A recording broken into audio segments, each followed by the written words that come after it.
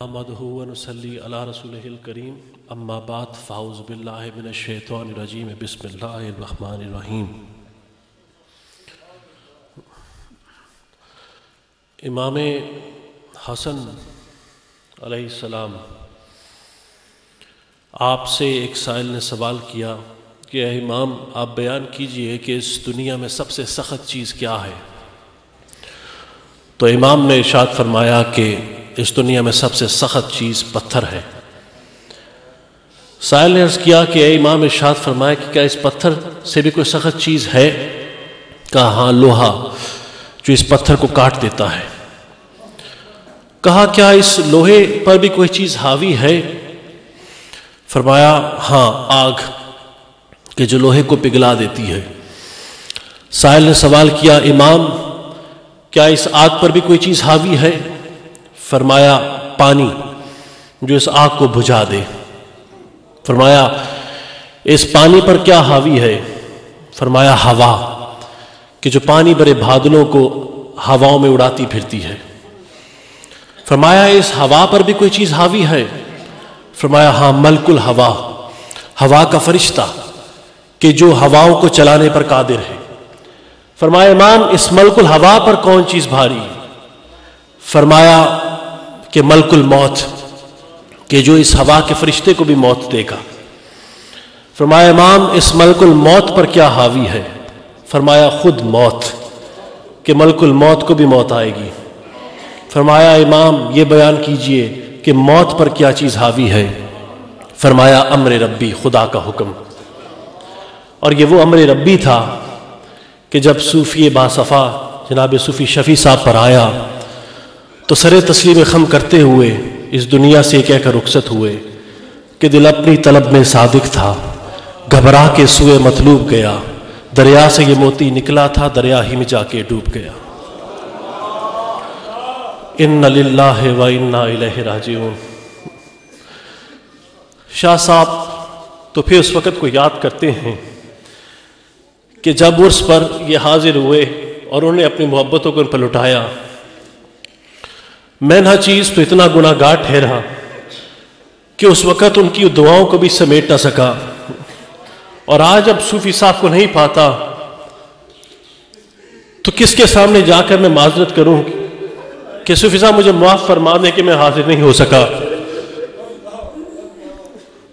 وہ شخص کہ جو ہمیشہ نبی کی آل کی نسبت رکھ کر مجھ پر اپنی محبتوں کو لٹاتا رہا، آج میں اسٹیج پر نہیں پاتا اسے تو یقین مانے میری زبان گونگی ہوتی ہے۔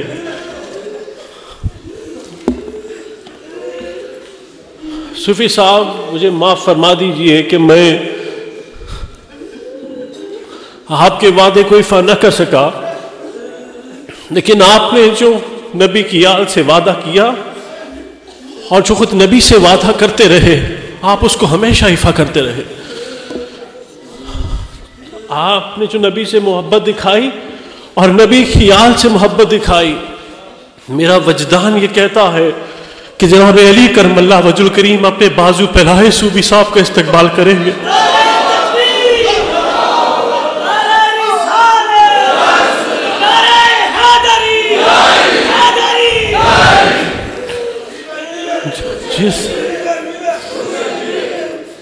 جس انداز سے انہوں نے اپنی بیٹیوں کی تربیت کی اور ان کے سروں پر رداؤں کو سلامت رکھنے کے لیے جو کاوشیں کی، تو کیوں نہ سیدہ پاک کی نگاہ ہوگی ان پر، اور کیوں نہ کملی والا مصطفیٰ اپنے کالی کملی کو پھیلا کر صوفی صاحب کو اس میں چھپا لیں گے۔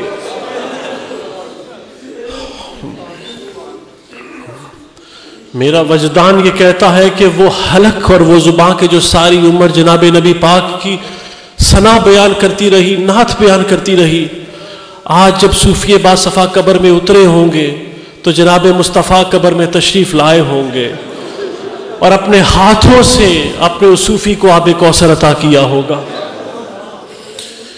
یہ میرا وجدان ہے۔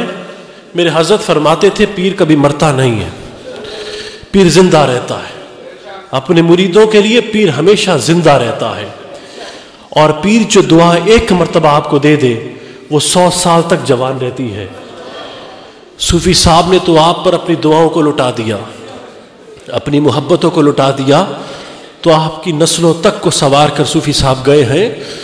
بس میں اس سے زیادہ کچھ نہیں کہہ سکتا کہ میں شرمسار بھی ہوں، میں نادم بھی ہوں، لیکن صوفی صاحب ایک صاحب ایمان اور صاحب یقین انسان ہو کر گئے، وہ صاحب فضل اور صاحب کرم ہو کر گئے، وہ صاحب شریعت و صاحب طریقت ہو کر گئے۔ وہ اپنے تمام مریدین کی ایمان کی ضمانت لے کر اس دنیا سے رخصت ہوئے۔ اور آپ پریشان مت ہو، یوم ندعو کل اناس بامامہم، جب آپ اٹھائیں گے اور آپ اٹھائے جائیں گے تو صوفی صاحب اپنے ان گورے گورے ہاتھوں میں آپ کا ہاتھ تھام کر آپ کو اٹھائیں گے۔ وہ آپ کے امام ہوں گے، آپ ان کے مقتدی ہوں گے، اور اسی انداز سے وہ لے کر آپ کو کملی والے مصطفیٰ کی بارگاہ میں حاضر ہوں گے۔ اور وہ مصطفیٰی چادر کے جو تمام عیبوں کا پردہ پوشی کرتی ہے، تو صوفی صاحب پھر خود اپنے مریدین، متوسلین، خادمین، دربان، غلاموں کی وہاں پر شفاعت فرمائیں گے۔ آپ تسلی رکھیں، ہمارا ایمان ہے کہ صوفی صاحب کی آئندہ آنے والی زندگی جو قبر میں بسر ہوگی وہ ان کی دنیاوی زندگی سے بہت بہتر ہوگی، اور جس عمر کے لیے وہ ساری عمر کاوشیں کرتے رہیں وہ عمر انہیں وہاں پر نصیب ہوئی ہے، اور جناب مصطفیٰ کی رحمتیں ہوں گی، وہاں برکتیں ہوں گی، جناب مصطفیٰ کی زیارتیں ہوں گی۔ تو صوفی صاحب خوش ہیں، صوفی صاحب وہاں پر چہک رہے ہیں، صوفی صاحب وہاں پر مہک رہے ہیں۔ ہماری دعا ہے کہ اللہ تعالیٰ اس رہتی دنیا تک صوفی صاحب کا فیض جاری اور ساری فرمائے، اور ان کے گھر والوں کو صبر جمیل عطا فرمائے۔ سدا نام زندہ رہے اللہ کا، سدا دین سلامت رہے محمد مصطفیٰ کا، اور سدا مسلک سلامت رہے اولیاء اعظام کا۔ فما علینا الا البلاغ۔